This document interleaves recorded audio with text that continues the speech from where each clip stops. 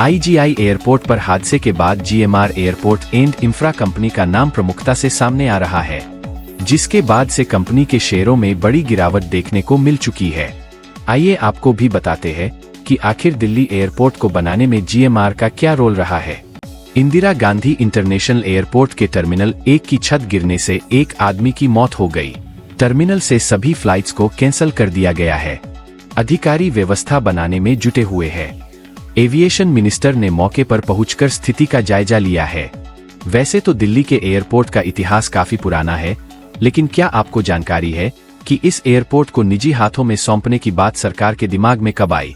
जिस GMR company की चर्चा इस हादसे के दौरान चल रही है, क्यों वो अकेले इस पूरे एयरपोर्ट को संभाल रही है? आखिर GMR का दिल्ली के IGI एयरपोर्ट को बनाने में किस तरह का रोल रहा है? इन तमाम सवालों के जवाब हम आपको देने की कोशिश करेंगे। खास बात तो ये है कि इस हादसे के बाद GMR एयरपोर्ट्स के शेयरों में 3.50% की गिरावट देखने को मिल चुकी है। अगर इंदिरा गांधी इंटरनेशनल एयरपोर्ट के इतिहास को समझना है तो आपको शुरुआत पालम एयरपोर्ट से शुरुआत करनी होगी। पालम ने पहली बार सेकंड वर्ल्ड वॉर के दौरान रॉयल एयरफोर्स बेस के रूप में शुरुआत की, जो एशिया और उसके बाहर ब्रिटिश वॉर में काम आता था। भारत की आजादी के बाद पालम इंडियन एयरफोर्स बेस के रूप में काम करता रहा। उसके बाद भारत सरकार ने इस एयरपोर्ट से कमर्शियल एविएशन शुरुआत की। साल 1962 में पालम एयरपोर्ट आधिकारिक तौर पर पैसेंजर एयरपोर्ट बन गया। शुरुआत में इस एयरपोर्ट की कैपेसिटी लिमिटेड डोमेस्टिक और इंटरनेशनल फ्लाइट्स के लिए 1 घंटे में अधिकतम 1300 पैसेंजर्स को संभालने की थी। हालांकि इसके तुरंत बाद एयरपोर्ट को एक्सपैंड किया गया और नए टर्मिनल का निर्माण किया गया। बिजनेस लाइन की रिपोर्ट के अनुसार उस समय नए टर्मिनल का निर्माण 9 लाख रुपए में 1969 में पूरा किया गया था। अपने एक्सपेंशन के बाद के वर्षों में पालम एयरपोर्ट लगातार डेवलपमेंट जारी रहा। 1970 के दशक में लंबी दूरी की यात्रा और ज्यादा इंटरनेशनल ट्रैवल का उदय देखा गया। एयर इंडिया ऐतिहासिक रूप से नई दिल्ली बेस्ड रही है, जो लंदन और उससे आगे के शहरों के लिए बोइंग 747 उड़ाती है। पैन एम जैसी विदेशी एयरलाइंस ने भी भारत में प्रवेश किया, जिसके बाद दिल्ली में काफी ज्यादा डेवलपमेंट देखने को मिला। हालांकि जैसे जैसे भारत में एयर ट्रैफिक में उछाल आया, पालम एयरपोर्ट के लिए एक बार फिर से ट्रैफिक को बनाए रखने में संघर्ष करना पड़ रहा था। इसका मतलब यह था कि एयरपोर्ट एक और एक्सपेंशन की डिमांड कर रहा था। अस्तित्व में आया IGI।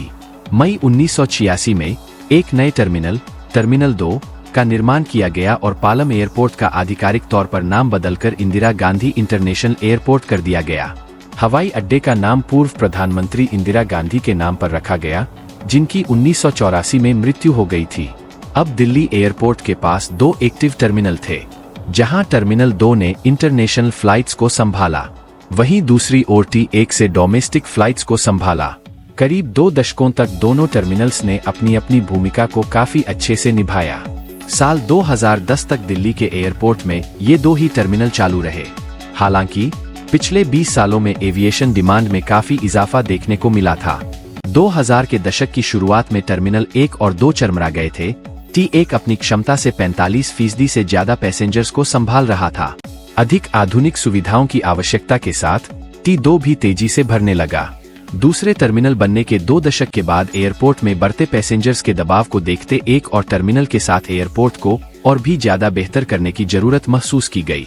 इस बार सरकार ने एयरपोर्ट के मैनेजमेंट और कंस्ट्रक्शन को प्राइवेट सेक्टर के हाथों सौंपने का फैसला किया, जिसका कॉन्ट्रैक्ट 2006 में दिया गया था, जिसके बाद टर्मिनल 3 बनने की शुरुआत हुई। यहाँ से शुरू हुई GMR की भूमिका। जब सरकार ने दिल्ली एयरपोर्ट को प्राइवेट हाथों में सौंपने का फैसला किया, उसके बाद GMR ग्रुप की भूमिका की शुरुआत हुई, जिसने टर्मिनल 3 का सिर्फ निर्माण ही नहीं किया बल्कि IGI एयरपोर्ट का पूरा नक्शा ही बदल कर रख दिया। T3 का निर्माण साल 2006 में शुरू हुआ था और 2019 में पूरा हुआ।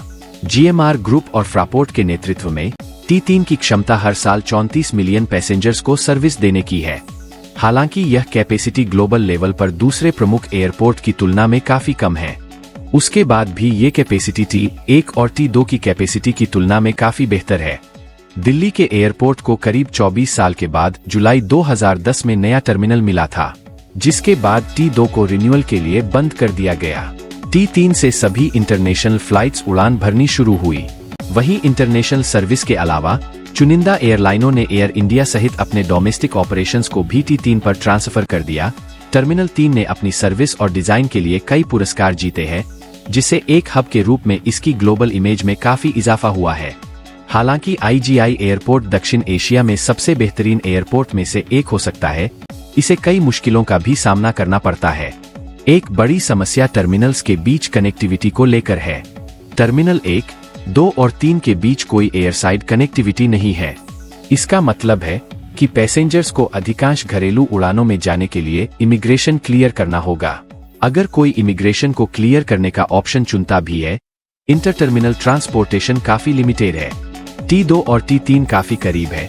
T1 तक पहुंचने में सामान्य दिन में 15 मिनट और ट्रैफिक दिनों के दिनों में और ज्यादा समय लग जाता है। कोई सेंट्रलाइज्ड एयरपोर्ट प्लानिंग और कंस्ट्रक्शन न होने की वजह से दिल्ली ग्लोबल लेवल पर दूसरे एयरपोर्ट पर मौजूद आसान कनेक्टिविटी प्रदान करने के लिए संघर्ष कर रही है। 2000 के दशक में T1 और T2 दोनों चरमरा चुके थे। दोनों ही टर्मिनल्स पर पैसेंजर्स का प्रेशर बढ़ रहा था। T1 अपनी क्षमता से 45% से ज्यादा पैसेंजर्स को संभाल रहा था।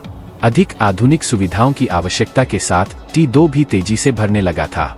दूसरे टर्मिनल बनने के 2 दशक के बाद एयरपोर्ट में बढ़ते पैसेंजर्स के दबाव को देखते एक और टर्मिनल के साथ एयरपोर्ट को और भी ज्यादा बेहतर करने की जरूरत महसूस की गई।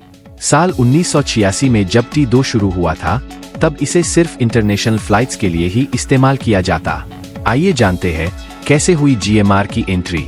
अब टर्मिनल 3 को बनाने के लिए प्राइवेट कंपनियों को आमंत्रित करने की बारी थी।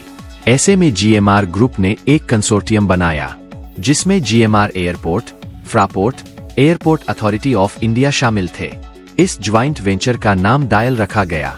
इस ज्वाइंट वेंचर ने एयरपोर्ट के पूरे प्रोजेक्ट के लिए 8,975 करोड़ रुपए के बजट को मंजूर किया था। जब साल 2010 में ये पूरा प्रोजेक्ट कंप्लीट हुआ तो 12,857 करोड़ रुपए खर्च हो चुके थे।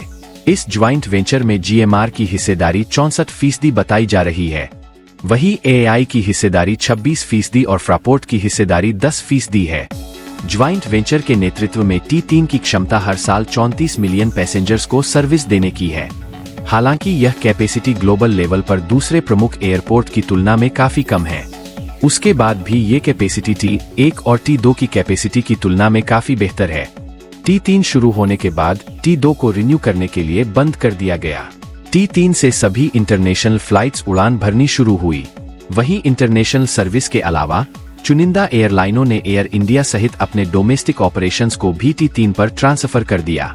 टर्मिनल 3 ने अपनी सर्विस और डिजाइन के लिए कई पुरस्कार जीते हैं, जिससे एक हब के रूप में इसकी ग्लोबल इमेज में काफी इजाफा हुआ है।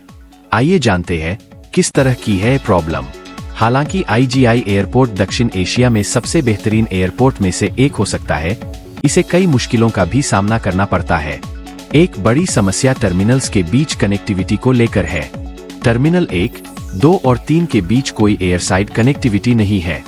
इसका मतलब है कि पैसेंजर्स को अधिकांश घरेलू उड़ानों में जाने के लिए इमिग्रेशन क्लियर करना होगा।